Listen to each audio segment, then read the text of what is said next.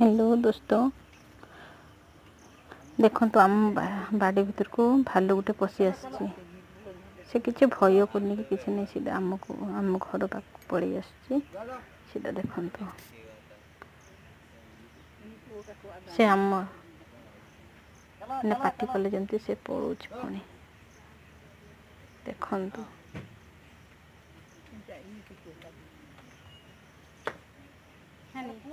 देखु से पुणी से बुलिक आसब बुलिक आसिक से बुलिक आसिक देखो पानी पानी पीब बोली से आसुची। तुम जाओ ना जाओ ना